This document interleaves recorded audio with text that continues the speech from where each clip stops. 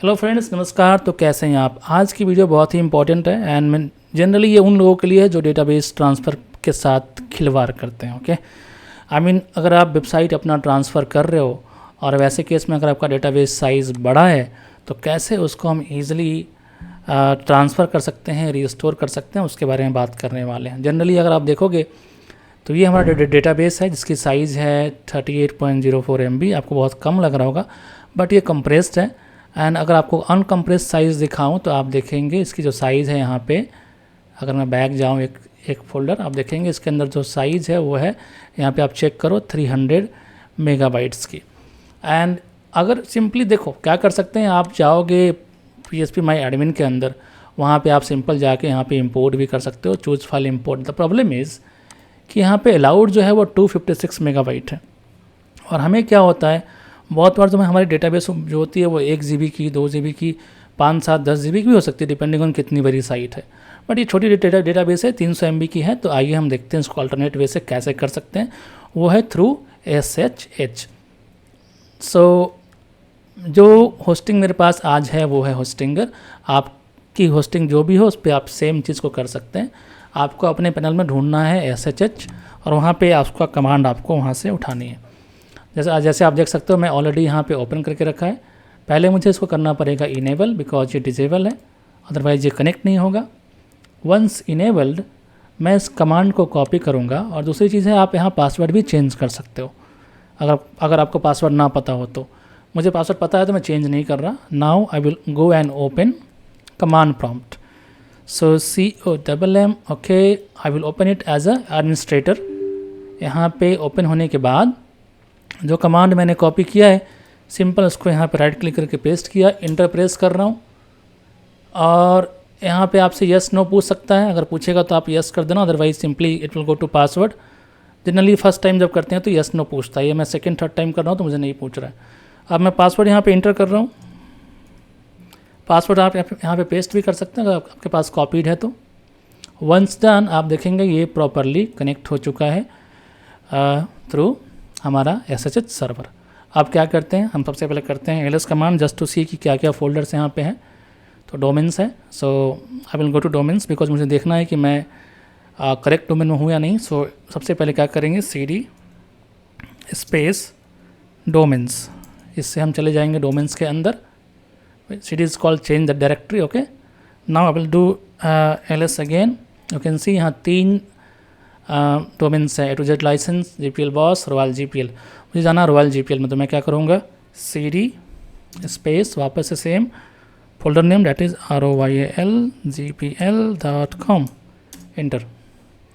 आप देखेंगे हम आ गए हैं royalgpl.com के अंदर। अगर मैं ls करूँ तो आपको सारी फाइल्स यहाँ पे दिख जाएंगी। ओके, सो 2 फाइल्स एक्चुअली, एक हमारा डो नॉट अपलोड हेयर के नाम से और एक पब्लिक HTML। तो हमें जाना है अंदर, वापस से अंदर, that is public HTML। So CD space public _HTML। ठीक है, अब ये मैं अगर ls कमांड डालूँ लिस्ट करने के लिए तो आप देखोगे ये हमारा एक SQL फाइल है और ये हमारा एक बैकअप है। तो हमने क्या करके रखा है, हमने बैकअप को एक्चुअली ऑलरेडी जो है एक्सट्रैक्ट कर दिया है। मतलब जो हमारी फाइल्स थी उसको आप देख सकते हैं, यहाँ पे सारी वर्डप्रेस की फाइल्स हैं। तो देखो मैं चाहूँ तो इसको यहाँ भी एक्सट्रैक्ट कर सकता हूँ। सिंपली मुझे क्या करना है, राइट क्लिक करनी है, देन एक्सट्रैक्ट पे क्लिक करना है, data base backup.sql। Okay, now I will extract it. Yes, अब आई थिंक ये राइट फाइल है। आप चाहो तो कमांड्स का भी यूज़ कर सकते हो अनजिप करने के लिए, एक्सट्रैक्ट करने के लिए, जो कि कमांड ये है, आप देख सकते हैं। मैं इसको दे दूंगा डिस्क्रिप्शन में, जहाँ पे लिखा हुआ है gzip-d and then database name. मैंने इसको कर लिया, आसान कर लिया, अदरवाइज़ ऐसे भी कर सकते हैं, कोई दिक्कत नहीं, आप चाहो तो ट्राई कर सकते हो। नाउ मेन कमांड हमारा ये है जहाँ पे हम कमांड डालेंगे ताकि जो हमारा ये डेटाबेस फाइल मैनेजर के अंदर पड़ा है, सॉरी मैंने उसको अभी कर दिया लॉग आउट गलती से, तो कोई बात नहीं है, पड़ा है तो उसको हमें डालना है इस वाले डेटाबेस में। अब क्वेश्चन ये आती है कि आपने डेटाबेस क्रिएट किया नहीं किया है, तो जाओ अपनी होस्टिंग के ऊपर क्रिएट कर लो। इन होस्टिंगर हम अगर देखें तो सिंपल हमारे पास एक सेक्शन होता है डेटाबेस। अगर आप सर्च करोगे तो मैनेजमेंट का सेक्शन पे जाओ और यहाँ पे आप चाहो तो यहाँ से database name, database user name and then password डालकर आप क्रिएट कर सकते हो।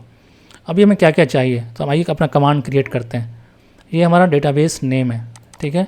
इसको कॉपी कर रहा हूँ, अपने कमांड पे जा रहा हूँ। डेटाबेस नेम ये है, इसको मैं इसका रिप्लेस कर दे रहा हूँ।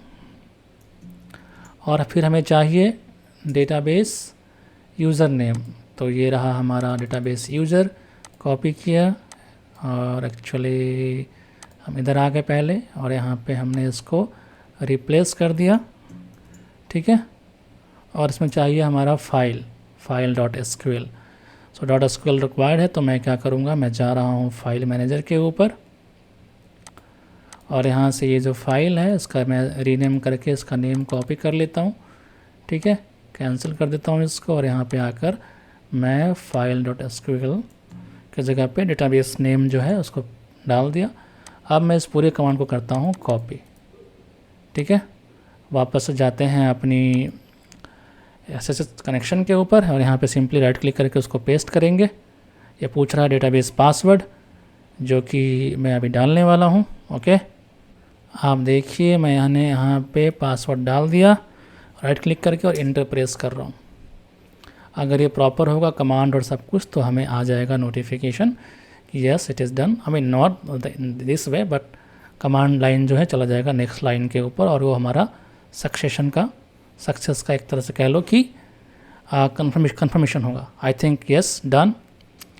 तो यहाँ से हम एग्जिट नहीं करते हैं, पहले चेक करते हैं। हम अगर यहाँ पहुँचे अपने PHP माई एडमिन के ऊपर और यहाँ पे एक बार इसको रिफ्रेश करते हैं एंड रिफ्रेश करने के बाद आप चेक कर सकते हैं कि यस जो भी हमारे टेबल्स थे सब कुछ प्रॉपर यहाँ पे आ चुका है।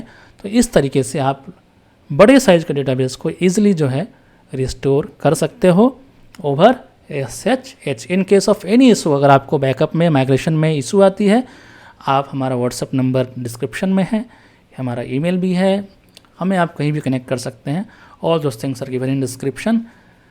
एंड तब तक लिए सायोनारा, मिलते हैं अगले वीडियो में। Thank you very much.